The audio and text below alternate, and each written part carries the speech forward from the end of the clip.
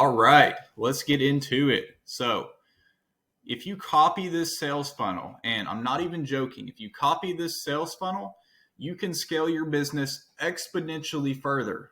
I'm going to break down to you what this oil change company or this mechanic company, whatever you want to call them, did that was so great that I told multiple people about their business. So let's get into it. So this auto company, I came there for an oil change, which is a very popular thing that a lot of people get. If you are in this business, where you offer oil changes and other car-related services, the opening event to get people into your business, into the door, should be something that is cheap, something that a lot of people need, and something that works for getting people in. So, something like an oil change may work well. Offering a discount on their first oil change. You see a lot of companies do this, mechanic companies. But anyways, so I go in to get this oil change, right? If I'm the target customer, what is the problem that you need to solve in optimizing your sales funnel? So ask yourself this question. What are the biggest pain points of getting an oil change? Okay, so what is the answer? Waiting a long time in line, poor customer service, high pricing, high pressure to upsell you, shady sales tactics. Nobody likes this stuff. So when somebody comes in your door, they're a new customer, especially, if they, this is their first impression on your business, and you are, servicing them with an oil change. And the first thing that happens is you start trying to pressure them into buying stuff that they don't need, telling them that their windshield wipers aren't working, and all this other stuff. It's going to make them already not want to come back and buy from you again. So you're already hurting yourself by trying to pressure them into getting stuff that they don't need. And a lot of people have experienced that. And they hate, being sold to. They hate being people trying to pressure them into buying things they don't need. So here's how to make a sales funnel that scales your business. Look at the biggest customer pain points and solve them. So what are the things that people complain about? Just by listening to this alone, you'll be able to make so much more money. So listen to what people are saying. If you have a oil change business or you are a mechanic, you have a shop, and a lot of people are saying they're tired of this guy, pressuring them into trying to get more stuff. Well, change it. Stop doing it. You don't want to, pressure people into buying stuff they don't need. Instead, what you want to do is create lifelong customers. And you do that by providing them value. So, other ways you can do that. You hear people complaining about it taking too long. Figure out how to do it faster. So, if other places are doing it in 30 minutes, do it in 5. Do it so quickly and so well that it makes them tell everybody else about the experience that they had. This is what happened to me. I went to this new place. I was a little bit hesitant to go there. I've seen them around a lot. I needed to get an oil change for my car. Didn't really want to do it myself. So I just took it down the road to this mechanic shop, and they did the oil change in about 2 minutes. No joke. They were done within just about 2 minutes. They put the service sticker on the car, but they also reset the oil gauge for me, even though it's one where you just drive through. Other places do not usually do that from my experience when you're just driving through. So they reset the oil gauge. They didn't try to upsell me. They explained the differences in the oil to me.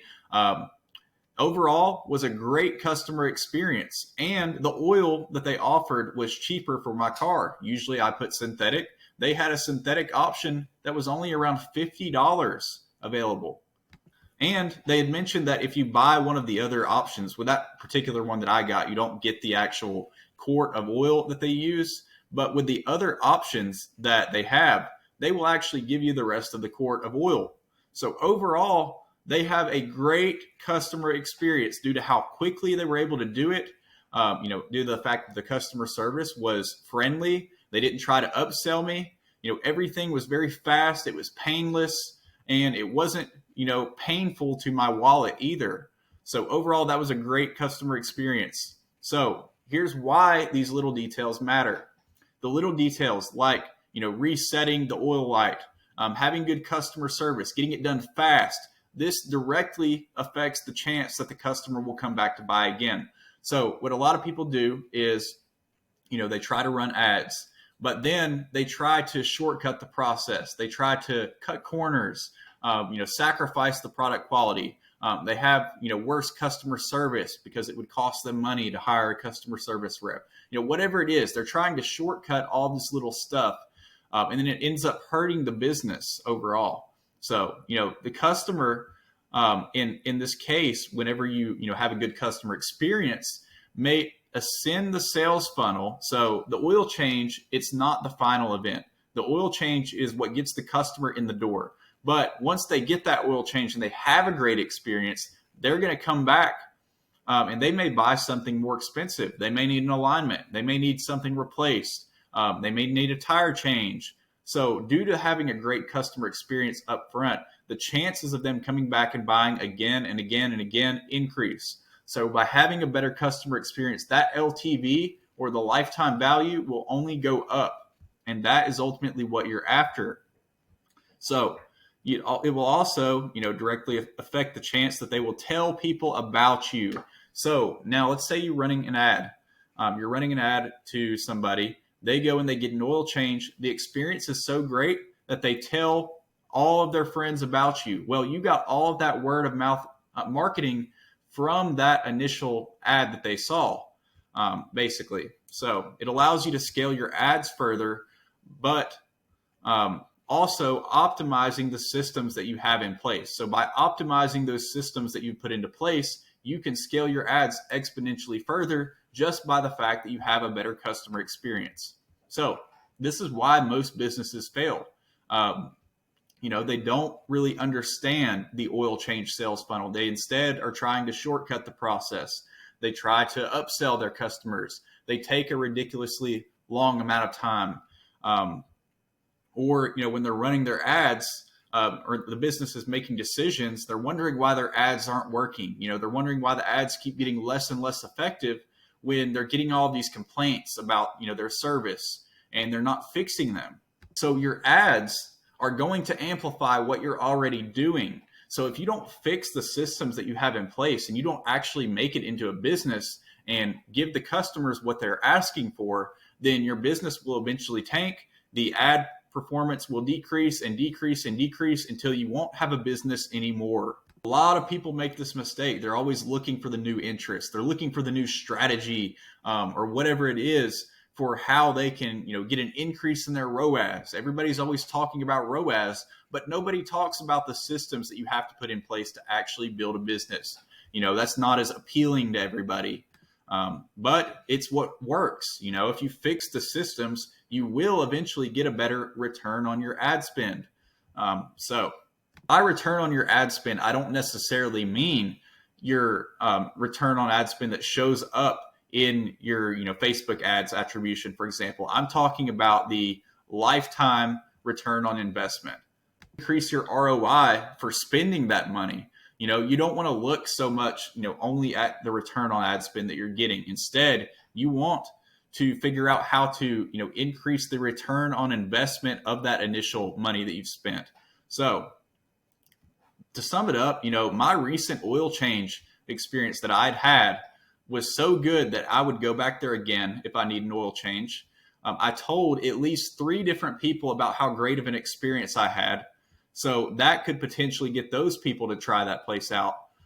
And if I ever needed something else done, considering it is close to my house, I may go back there to have it done. So not only would I come back there for oil changes, which is basically recurring revenue for that business, I also ascended up the sales funnel to where, if I need something else, I would also go back there. So, other businesses, they miss this point also. They think the oil change is the only thing that the customer can get. The oil change is what gets the customer in the door. So for your business, it may be different. It depends on what type of business you have. If you have a supplement business, for example, the oil change may be a sample pack offer. And if it is, say a sample pack offer, you'd want that offer to be so good that it's almost irresistible to your customer. You know, you want to make the offer so good that it's irresistible, and the product itself is so good that they actually want to come back and buy again. So it really depends on the business, on how you structure your sales funnel, but there's all kinds of ways to do it. You know, once the product experience is amazing, they will market it for you, and they may even tell other people about you. So there's that word of mouth effect too. You know, even if you aren't making money immediately on the front end, you can still be successful, you know? So that's just another reason that, you know, you shouldn't really be focusing only on your ROAS and your advertising. The advertising costs are going to go up as you scale. You know, if you are at, say, you know, $50 a day and you're trying to scale to $500 a day, or, you know, even higher, maybe $1,000 a day, maybe even higher than that, chances are that as you scale up, your cost to acquire a customer will also go up over time. It might stay the same for a little bit, but eventually it will probably start to creep up. So that happens, you know, as you get to higher scale. So only focusing on the ROAS, you know, is not really an effective way to look at things if you're trying to grow a business. So the end result of the funnel, you spend, you know, $30 on ads to get your dream customer in the door. Let's say you're running some Facebook ads.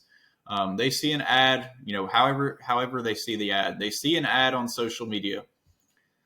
They spent $52 on an oil change. The experience was so good that they now come back multiple times a year. So you converted them into a customer, and they're coming back, you know, 4 times a year for an oil change, right?